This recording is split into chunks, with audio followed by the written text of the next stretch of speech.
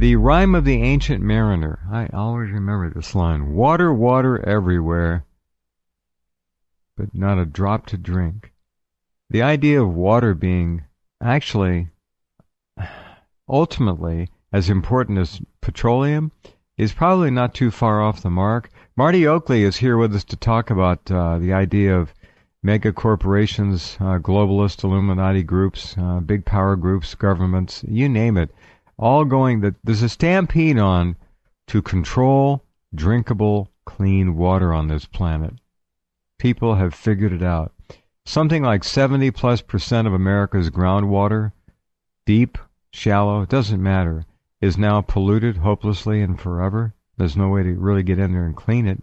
It'll have to be cleaned when it's pulled to the surface. So we have enormous problems. This is a very big subject. Marti, are you there? Yes, I am. You've hit this pretty close about the contamination of our ground and what they refer to as percolating groundwater, our aquifers. Yeah. The contamination. Yeah. I tell you, the more I dig into things, what I'm struck by is the duplicity of this government. On the one hand, they're telling us we're facing a critical water shortage, critical. And they are trying to denigrate agriculture and make it the cause because, of course, they want to stop anything but industrial agriculture. They want the independent family farmer and rancher gone. Mm-hmm. Mm-hmm. Key to that is water, and everything requires water. In 2007, I had come across a bill by Jim Oberstar here in Minnesota, mm-hmm. and this bill was called the Clean Water Restoration Act, and I thought, gosh, this sounds good because all of our water up here is contaminated with atrazine, every bit of it. And all of the groundwater is contaminated with atrazine? All of it? Yes. They have not tested one waterway, tapped one water vein, accessed any water from any source whatsoever that does not have high levels of atrazine in it from the constant and continual application to agricultural fields. The problem is not that, agriculture is creating a problem. It's that we have been Monsantoized and everything is chemicals and herbicides rather than a natural method of growing food. And the idea that somehow doing it this way is going to feed the world's hungry, we've already seen it is not, and that it produces more by doing it this way also mm-hmm. is a fallacy. Mm-hmm. It produces less, mm-hmm. and the nutritional value of what is produced is just horrendous. Go ahead. Yeah, right. Well, I don't know how the word nutrition can be applied to many of these things anymore. The toxicity level is probably a better indicator than a nutritional level when you're evaluating various foods that have come from Monsanto. It's pretty grim, and I begin to run out of words to describe how diabolically evil it all is. Yes, and the worst part of it is, Jeff, this is affecting our DNA. It is affecting our internal organs. It is affecting our quality of life, and basically our water is absorbing all of this. It's somehow it is contaminating everything.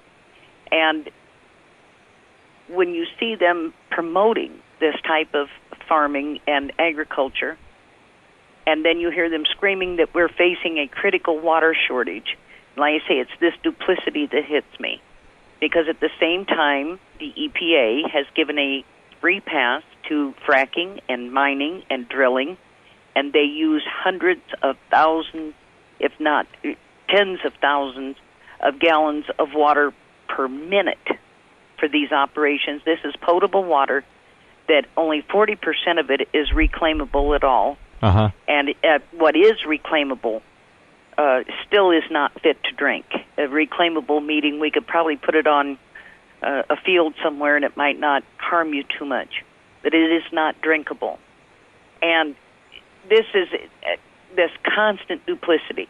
Like I say, screaming, we've got this severe water shortage. We're facing a critical water shortage.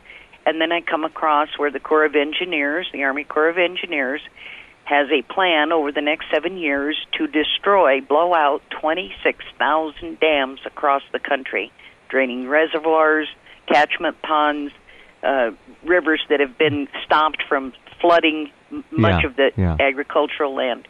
Right. Why would you do this and allow 70 to 80% of the available water that they claim we need to flow out to the ocean unused? 70 to 80% untouched, right out in the ocean. Wow. Yep.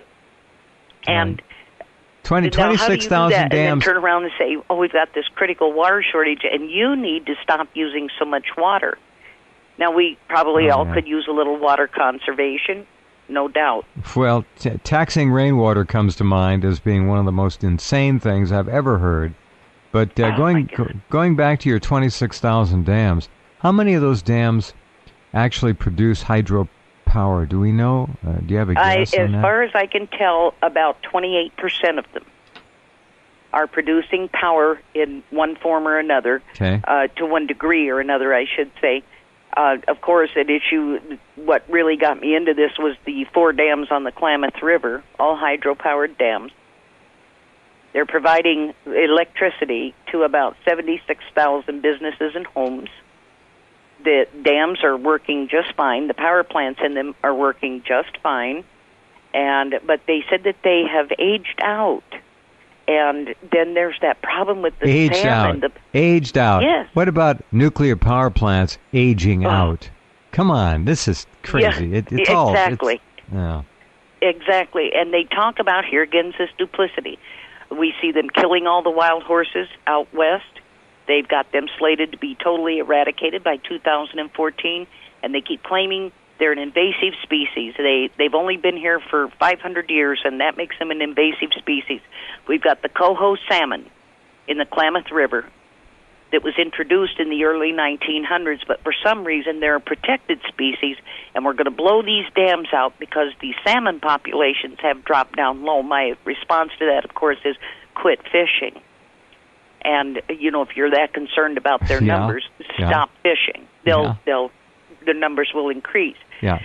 Well, it is said the planet may largely be vegetarian by 2050 as it is because of the pressure on food to be raised, i.e. grains and so forth, and fed to animals, which if you've ever read a profile of a pork farm, a large capacity pork farm, and the pollution and the amount of water used, unreal. Yeah. Well, one of the problems is, and I grew up in farm country in central Iowa, and done on a historic basis, a traditional basis. Yes, they do produce a certain amount of fertilizer, if you will, but it was usable. It could be used on the fields, which, enriched the soil, regenerated the soil. It was a natural way of fertilizing. It didn't cause contamination. It didn't cause, horrendous problems in the human body.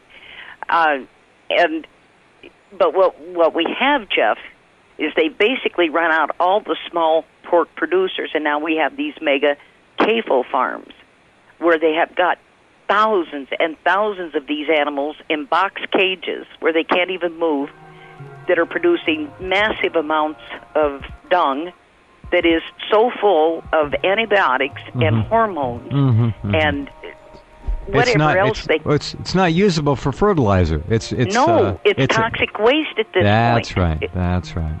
It's toxic waste, and you cannot put it on the fields. So where do you go with this? What do you do with this? This is what you've created. It's full of agrobacterium from the genetically modified feeds they're giving them. This stuff is so toxic that they have nowhere to go with it. Right. It's true. There's nowhere to go with it. None. Talking to Marti Oakley, and we urge all of you to click on Marti's name, go to her website. We do post a lot of her articles at Rense.com. She is a tireless warrior working for all of us 7 days a week.